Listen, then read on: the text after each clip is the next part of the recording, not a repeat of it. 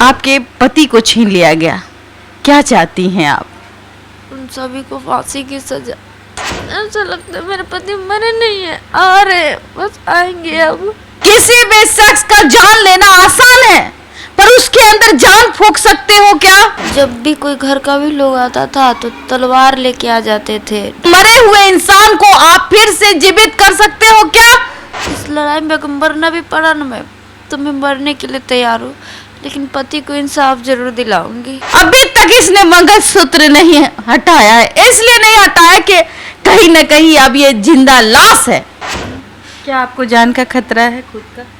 अभी भी धमकी भी जा रहे हैं कि हमने तुम्हारे लड़के को मार दिया, तुम इस लड़के और उस बच्चे को मार दो। जितना मेरे बड़े पापा के ऊपर केस है ना मैम, अगर प्रशासन पहले एक्टिव होकर उनको गिरफ्तार कर लेती ना, तो शायद मेरे पति जिंदा होते। मैं बस मुख्यमंत्री से यही कहूँगी कि सबसे पहले तो मुझे सुरक्षा दे, क्योंकि मुझे इस बच्चे को दुनिया में लाना है। वो लोग नहीं चाहते कि मैं इस बच्चे को दुनिया में ले आऊँ। कैसे इंसाफ दिलाएंगे? मुझे जहाँ तक जाना पड़ेगा मैं वहाँ तक जाऊँगी। मुझे मेरे बच्चे की सुरक्षा चाहिए, क्योंकि मुझे इसको इस दुनिया में लाना है। मैं उनसे मांगती हूँ भी कि मुझे इस बच्चे को लाना है, वो मुझे सुरक्षा दे और उन सभी को पकड़ के उनकी फांसी की सजा दे। ऐसा ना है कि उनके पास ना पहुँचा होगा। नाम अंजलि, हमने आरती में सुना था कि अंजलि देना है। एक अंजलि अभागी, 7 महीने का गर्भ, और उस बच्चे को आने में मात्र 2 महीने ही बचे हैं, और कहीं ना कहीं कहा जाए कि माँ बाप अपने ही दामाद की हत्या कर देता है। उसके साथ उसका भाई, उसका परिवार मिलके इस अंजलि की जिंदगी में अंधकार ला देता है। आप देख रहे हैं देशवा न्यूज। अभी मैं जिस लड़की के बारे में बात कर रही हूँ वो मासूम सी बच्ची 22 साल की लड़की है। वो लड़की जिसने अपने पति सूरज को इतना चाहा कि शायद 1 साल शादी के कब बीत गए पता भी नहीं चला।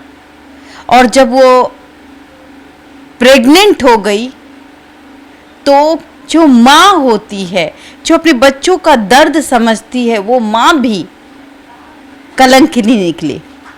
अपने ही बेटी का सुहाग खत्म करने में उसने अपने पति, अपने भैंसुर, अपने बच्चों का साथ दिया।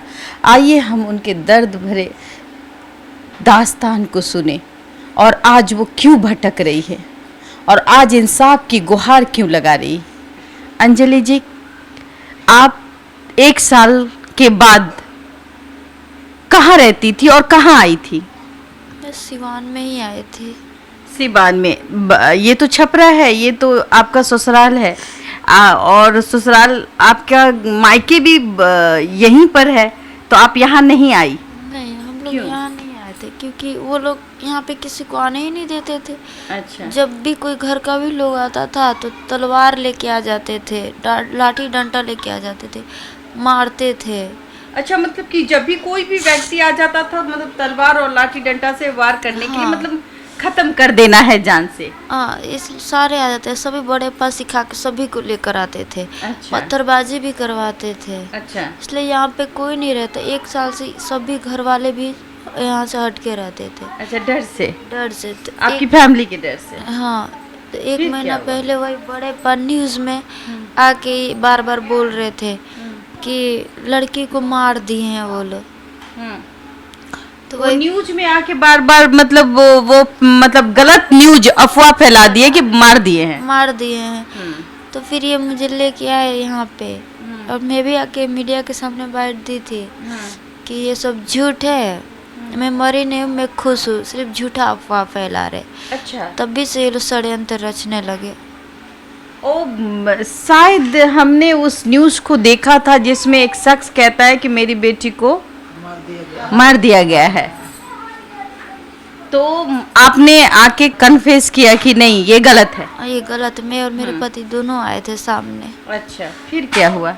फिर उसके बाद हम लोग सिवानी रहने लगे, वहीं पे मेरा दवा चलने लगा। अच्छा, तो 2 अक्टूबर के दिन वो रसूलपुर आए थे कैमरे के काम से।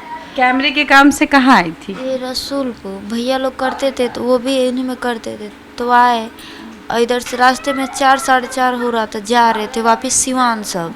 अच्छा, जैसे टोल प्लाजा है वहाँ पे चाइना, इसके बगल में एक वाइट घर पड़ता है जो मेरे बड़े पा का घर है, शशिभूषण गिरी का। अच्छा, तो उसके आगे झाड़ी बहुत सारे, तो मेरे बड़े पा, उनकी बीवी, उनके दोनों लड़के, मेरे पिता, मेरे दोनों भाई और जो मेरे पति है उनके अपने सगे चाचा उत्तम गिरी और उनके लड़के, मेरे बुआ के 3 लड़के, ये सब पहले से पिस्तौल और लोहे का एंगल होता है क्योंकि उनके रड का काम है, तो वो सब लेके पहले से ही झाड़ी में छुपे हुए थे। और वो उनको पता था कि मतलब कि उस आपके पति आने वाले?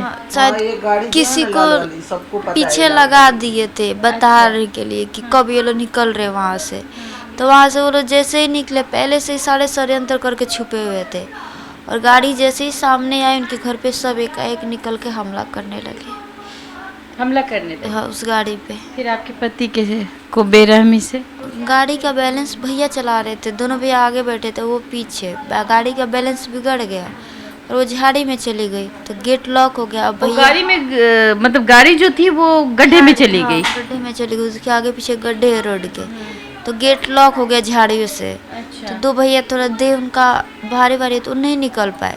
ये जो पीछे थे वो 2 मेरे पति और एक गांव का लड़का, तो वो 2 निकले, तैसे ही उन लोगों पे वार करने लगे। तो मेरे पति का एक पैर फ्रैक्चर था पहले से ही, तो उसी पे वो रोहे के लड़ से मारे, तो बैलेंस ना बनाए गिर गए।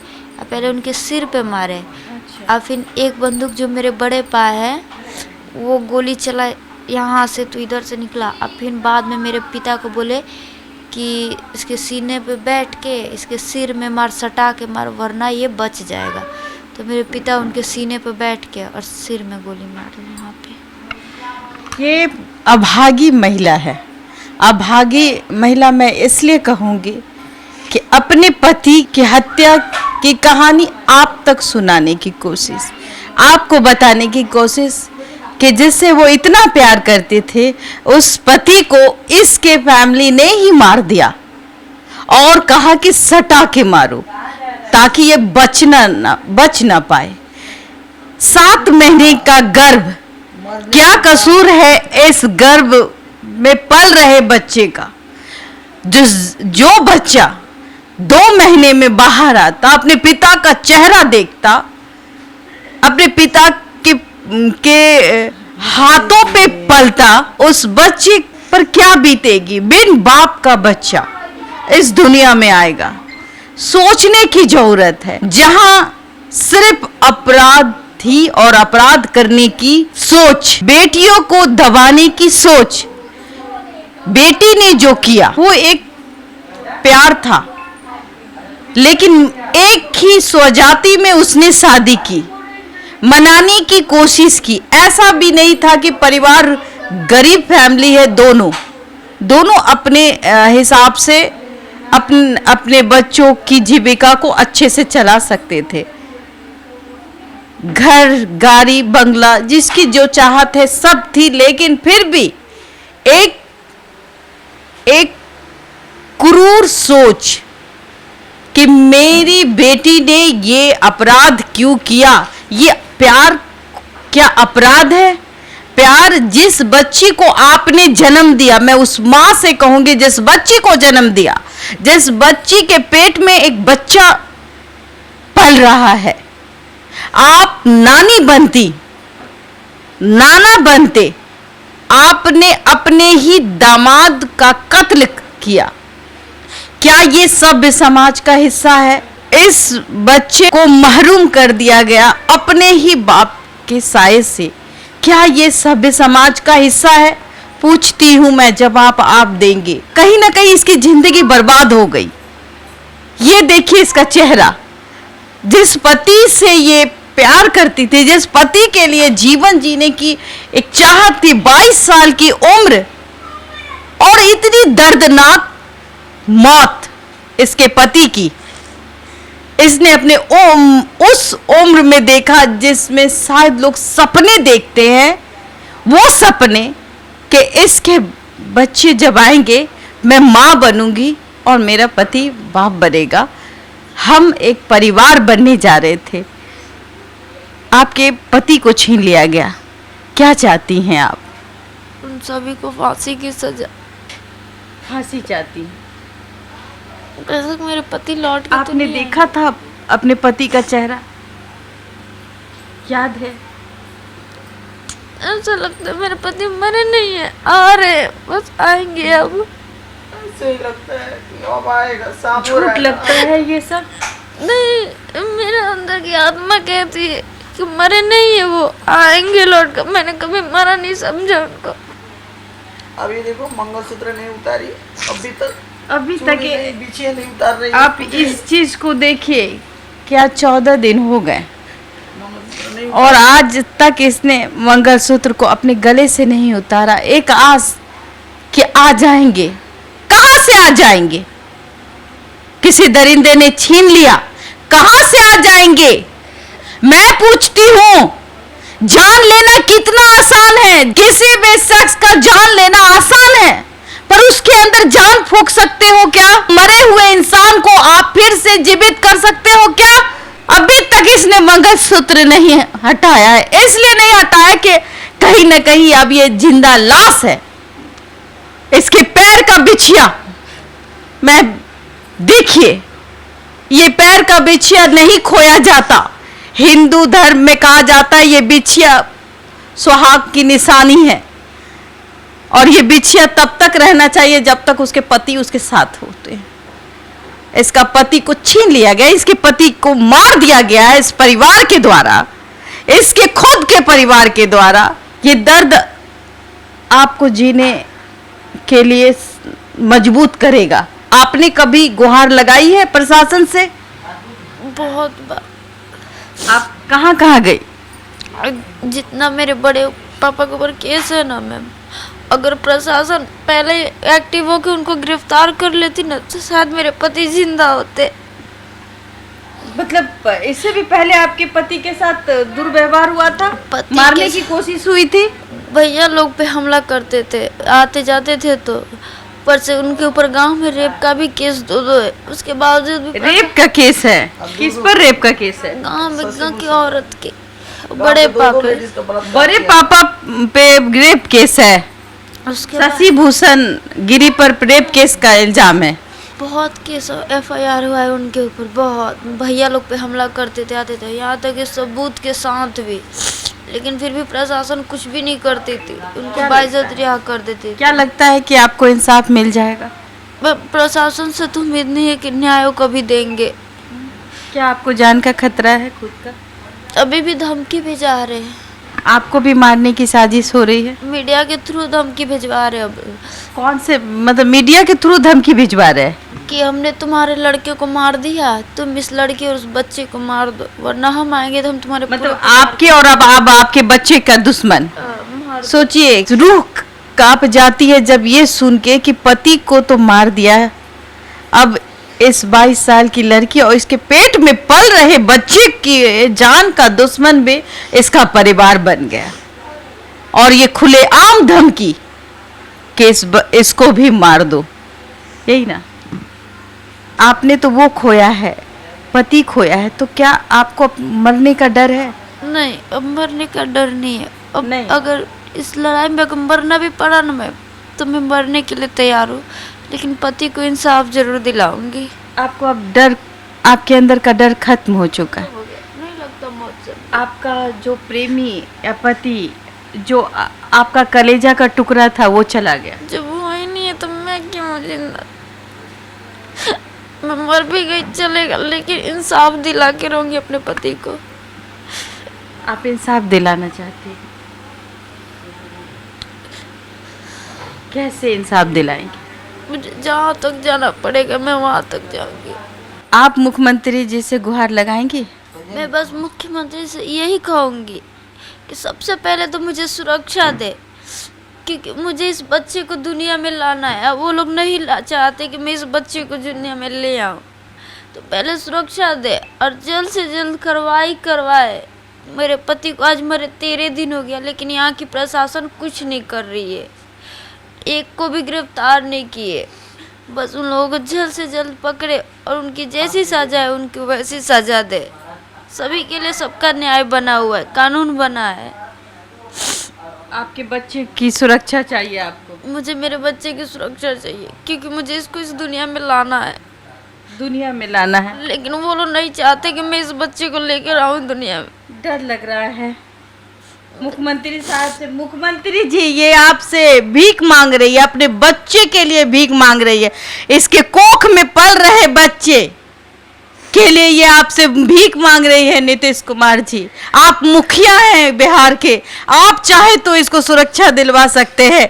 इसके पेट में पल रहे बच्चे का जीवन बचा सकते हैं, इसका जीवन बचा सकते हैं। मुख्यमंत्री साहब, हम हैं, हम आपकी बेटी हैं। बेटी को बचाने का जिम्मेवारी आपकी है। आपकी सुरक्षा हमें चाहिए। पिता तुल्य है आप हमारे। इस 22 साल की लड़की के साथ जो हुआ वो नहीं होना चाहिए। इसके पति को मार दिया गया, सीने में चढ़ के गोली मार दी गई। आज इसके पीछे, इसके पूरे परिवार के पीछे इसका खुद का माँ बाप भाई बहन लगा हुआ है मारने के लिए, और ये कोख में पल रहे बच्चे को मारने के लिए लगा हुआ है। ये आपसे भीख मांग रही है। मांगिए, बेटी हैं आप। मुख्यमंत्री जी देखेंगे, बेटी हैं आप। एक बेटी के साथ हो रहे अपराधों पर वो लगाम लगाएंगे, आपको न्याय दिलाएंगे। उन तक नहीं पहुंचा होगा, ऐसा नहीं है कि नहीं पहुंचा होगा, पहुंचा होगा। मांगिए, लेकिन मैं फिर भी मैं उनसे मांगती हूँ भी कि मुझे इस बच्चे को लाना है, वो मुझे सुरक्षा दे और उन सभी को पकड़ के उनकी फांसी की सजा दे। ऐसा ना है कि उनके पास ना पहुंचा होगा। बेटी, एक माँ का दर्द, ये 7 महीने का गर्भ, कितना भारी पल, ये इतना बड़ा समय, ये अंजलि के साथ जो हो रहा है दुर्व्यवहार। प्रशासन, छपरा प्रशासन क्या कर रही है? छपरा प्रशासन से मैं गुहार लगाती हूँ, देशवा न्यूज गुहार लगाता है। मैं डीजीपी साहब से गुहार लगाऊंगी कि सर, इसके 7 महीने के गर्भ को और इसके परिवार को रक्षा प्रदान की जाए, ताकि ये बच्चा इस दुनिया में आ पाए। माननीय मुख्यमंत्री जी, मैं आपसे हाथ जोड़ती हूँ कि आप एक बार इस मासूम 22 साल की लड़की और इसके पेट में पल रहे बच्चे को सुरक्षा दे। इसके पूरे परिवार को सुरक्षा की जरूरत है। आए दिन धमकी, आए दिन मौत के घाट उतार देने की साजिश चल रही है, और जिला प्रशासन छपरा से निवेदन करती हूँ कि आप आइए और यहाँ सुरक्षा प्रदान करें, यहाँ पे गार्ड मुहैया कराए, ताकि इनके घर पे हो रहे गोलीबारी बंद हो पाए। फिलहाल देशवा न्यूज में इतना ही। देशवा न्यूज के साथ बने रहे। धन्यवाद।